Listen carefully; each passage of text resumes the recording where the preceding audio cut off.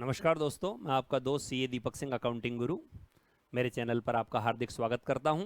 जैसा कि आप सब लोगों को मालूम है कि 18 सितंबर से लेकर के 21 सितंबर के दौरान विद्युत विभाग जूनियर अकाउंटेंट की एग्ज़ाम आयोजित होनी है और जिनका छात्र काफ़ी दिनों से वेट कर रहे थे, तो इस एग्ज़ाम में अपीयर होने से पहले आपको कौन कौन सी सावधानियां रखनी है, आज का वीडियो हम इसी चीज़ को लेकर के आए हैं। तो सबसे इंपॉर्टेंट चीज़ स्टार्ट करते हैं। अब पहली बात कि आपने परमिशन लेटर डाउनलोड कर लिया होगा। उस परमिशन लेटर के अंदर जो स्पेस दी गई है वो फोटो चिपकाने की दी गई है, उस पर आप अभी से ही फोटो चिपका लें।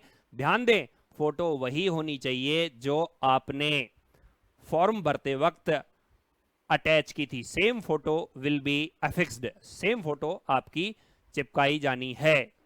दूसरी चीज, इस फॉर्म पर आपको सिग्नेचर की जगह, अंगूठा लगाने की जगह, एज वेल एज कुछ लिखने की जगह प्रदान की गई होगी। ये आपको अभी कुछ भी नहीं भरना है, ये चीजें आपको एग्जामिनेशन हॉल में भरनी है। अभी आप कुछ भी नहीं भरेंगे, केवल और केवल फोटो चिपकाएंगे।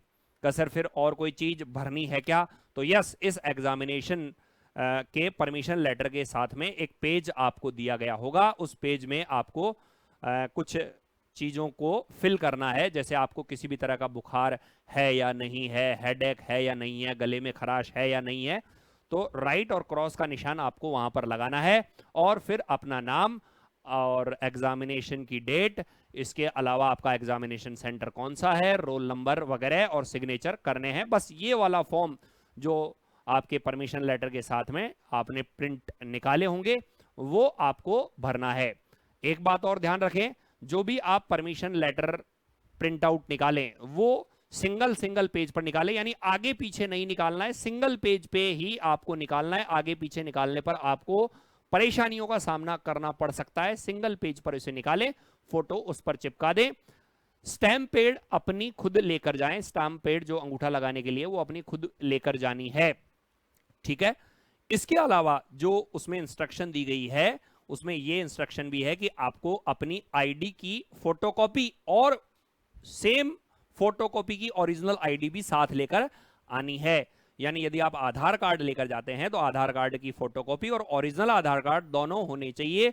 वो वेरीफाई करने के बाद ही आपको परीक्षा हॉल में प्रवेश दिया जाएगा। ध्यान दें, जो नाम आपका एग्जामिनेशन के परमिशन लेटर पर लिखा हुआ है सेम नाम आपकी आईडी पर लिखा होना चाहिए। समझ में आई बात? जैसे आपका नाम लिखा हुआ है धीरज जैन, धीरज जैन नाम लिखा हुआ है, तो आधार कार्ड पर भी धीरज जैन ही होना चाहिए, धीरज कुमार जैन नहीं होना चाहिए, धीरज कुमार गुप्ता नहीं होना चाहिए। ऐसा नहीं चलेगा, स्पेलिंग तक सेम होनी चाहिए, अदरवाइज परेशानी हो सकती है।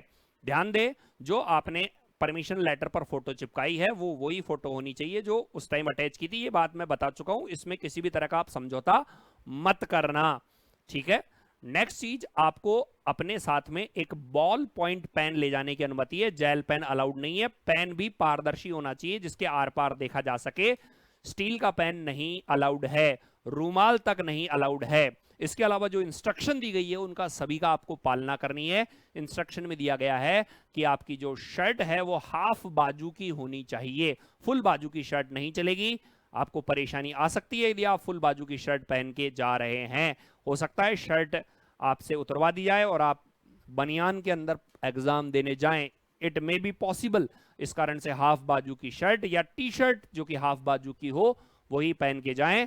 किसी भी प्रकार के अंगूठियां, घड़ी, गले में चैन नहीं होनी चाहिए। खास करके मैं लेडीज कैंडिडेट को ये वार्निंग देना चाहता हूं कि यदि आपने मंगलसूत्र या कानों के कुंडल, पाइजेब और बिछिया वगैरह पहन रखी है तो अभी ही उतार करके उन्हें सुरक्षित जगह घर पर रख दें, क्योंकि बाद में ये चीज याद रहती नहीं है। आप उनको लेकर पहुंच जाते हो और फिर क्लॉक रूम वगैरह में रखने में भी हेजिटेट करते हो, क्योंकि गोल्ड के आइटम में रिस्क तो रहता ही है। यद्यपि वहां पर क्लॉक रूम रहता है जहां पर आप कुछ पैसे देकर के इन चीजों को जमा करा सकते हो, जैसे मोबाइल वगैरह हो गया।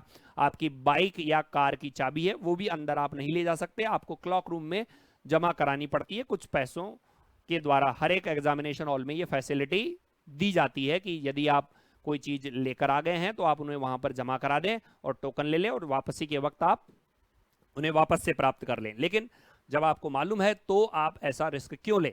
ठीक है। एक चीज और कि आप शूज पहन के एग्जामिनेशन हॉल में नहीं जा सकते, केवल स्लीपर्स आर अलाउड। हवाई चप्पल टाइप की ही चप्पलें वहां पर अलाउड है। चप्पलें पतली होनी चाहिए, साइज में मोटी नहीं होनी चाहिए, अदरवाइज यदि आप मोटी चप्पलें या जूते पहनकर चले गए उतरवा लिए जाएंगे और फिर आप एग्जामिनेशन हॉल में नंगे पैर जाओगे और हो सकता है वापसी के वक्त यदि आपने उन्हें क्लॉक रूम में जमा नहीं कराया है तो कोई लेकर ही चला जाए। ठीक है कि पेपर तो ऐसे ही हुआ, कुछ फायदा ही ले लो, तो ऐसा आपके साथ ना हो। मैं बता देता हूं, रुमाल तक भी अलाउड नहीं है, तो रुमाल वगैरह भी आप नहीं लेकर जाओगे। लेडीज कैंडिडेट मैं बता चुका हूं, बालों को बांधने का यदि आपका बक्कल वगैरह बड़ा है अलाउड नहीं होगा। सिंपल रबड़ बैंड की सहायता से अपने बालों वगैरह को बांधिए। चूड़ियां वगैरह बिल्कुल भी अलाउड नहीं है, मेटल की चीज अलाउड नहीं है, तो परेशानियों का सामना ना करना पड़े इस कारण पहले वार्निंग दे रहा हूं। और कई सारी इंस्ट्रक्शन है, वो भी आप जरूर जरूर पढ़कर जाएं। आप अपने साथ में जो चीजें ले जा सकते हैं ध्यान से देखिए। एक तो परमिशन लेटर का प्रिंट आउट, आपके आईडी की फोटोकॉपी, ओरिजिनल आईडी, पानी की बोतल परमिसिबल होनी चाहिए, आर पार जिसके देखा जा सके। हैंड सैनिटाइजर की छोटी सी 50 ml की बोतल पारदर्शी, वो भी आप अपने साथ ले जा सकते हैं। मास्क कंपलसरी है, बिना मास्क के आपको एंट्री नहीं दी जाएगी। और इवन आपकी मास्क के का भी परीक्षण होगा कि आप उसमें कुछ चीज छुपा के तो नहीं लेके जा रहे हैं, तो मास्क, एक सिंपल मास्क आप जरूर जरूर लेकर जाएं। ठीक है, 2 मास्क होनी चाहिए, क्या पता कस वगैरह टूट जाए तो टेंशन में आ जाओ, तो 2 मास्क जरूर जरूर अपने साथ में रखें। ठीक है, इसके अलावा कुछ स्टूडेंट कहते हैं कि सर एग्जामिनेशन हॉल जो है परमिशन लेटर में एग्जामिनेशन हॉल बाहर का है, तो हम कैसे क्या पहुंचे। तो मेरी राय है कि आप के घर से एग्जामिनेशन हॉल पहुंचने में जितना भी आपको समय लगता है उससे 3 गुना टाइम लेकर के, प्रोविजन लेकर के आप वहां पर पहुंचे। ठीक है, यदि आउट स्टेशन आपका सेंटर आया है, जैसे जयपुर रहते हो और अजमेर वगैरह आपका सेंटर आया है, तो आप, मेरी राय के अनुसार जो मैं समझता हूं, यदि सुबह का टाइम है तो एक दिन पहले जरूर पहुंचे। ठीक है, हाँ यदि दोपहर की शिफ्ट में आपका एग्जामिनेशन होना है तो अर्ली इन द मॉर्निंग आप जाने का रिस्क ले सकते हैं। वो मैं रिस्क ही बोल रहा हूं क्योंकि ट्रैफिक जैम, बारिश, इसकी वजह से यदि कुछ भी एपिसोड होता है तो कोई भी चीज आपकी कंसीडर नहीं की जाएगी। यदि आपका टाइम 7:30 बजे आया है तो आपको डॉट वहां पर 7:30 बजे पहुंच जाना चाहिए। यद्यपि एग्जाम 7:30 बजे स्टार्ट नहीं होता है, बट ऐसी परेशानियां मोल ही क्यों ले, जब वहां पर साफ लिखा हुआ है कि आपको 7:30 बजे रिपोर्ट करना है, तो आपको 7:30 बजे 12:30 बजे रिपोर्ट करना ही करना है। अब एग्जामिनेशन हो सकता है 8 बजे हो, बट आपको 7:30 बजे ही रिपोर्ट करना है। एग्जाम देते वक्त की चीजें भी मैं आपको बता दूं, कंप्यूटराइज बेस्ड एग्जाम में आपके पार्ट ए पार्ट बी में किसी भी तरह का बीच में गैप नहीं आएगा। पार्ट ए जो कि 60 मिनट का है, जैसे ही आपका पार्ट ए पूरा होगा ऑटोमेटिक वो सबमिट हो जाएगा, पार्ट बी ओपन हो जाएगा, 60 मिनट बाद पार्ट बी भी ऑटोमेटिक सबमिट हो जाएगा। ठीक है, आपने इस तरह के क्वेश्चंस की काफी प्रैक्टिस कर ली होगी। माउस की सहायता से आपको सही और दूसरे सॉल्यूशन पे टिक लगाना है कि ये आंसर सही है, उसको चेंज करना है तो क्लियर का ऑप्शन भी नीचे आता है। और कई सारे ऑप्शन है कि आपको उसे देखना है, वापस कंसीडर करना है, तो इस तरह के ऑप्शंस भी उस कंप्यूटर बेस्ड एग्जाम में आते हैं। तो बिल्कुल कूल होकर के एग्जाम दें, समय पर पहुंचे और बिल्कुल अपना माइंड एकदम स्थिर रखें, किसी भी तरह की टेंशन वगैरह ना लें, एकदम चिल रह करके काम करें। जो दोपहर में एग्जाम देने जा रहे हैं वो हल्का भोजन लें, गरिष्ठ भोजन ना लें, छाछ वाछ पी के जाने का कष्ट ना करें। छाछ पीकर जा रहे हैं तो एक चद्दर और लेके चले जाएं ताकि फटकार के सो जाएं। तो थोड़ा गरिष्ठ भोजन ना करें, छाछ वगैरह का सेवन, हल्का फुल्का लाइट भोजन करें, क्योंकि आपकी बॉडी को ज्यादा एनर्जी माइंड को सप्लाई करनी है, न कि पेट को सप्लाई करनी है। तो माइंड को सप्लाई करनी है, इस कारण से हल्का फुल्का भोजन करें, किसी भी तरह का मानसिक टेंशन ना लें। एग्जाम से एक दिन पहले अच्छी नींद लें, ठीक है ना, कम से कम 5 से 6 घंटे की नींद अवश्य होनी चाहिए। ये नहीं पूरी रात जाग करके आपने पूरी तैयारी करनी है कि सर मैं तो पूरी जीके पढ़ डालूंगा। अरे भाई 6 महीने थे आपके पास में, 8 महीने थे, उस टाइम पढ़ते।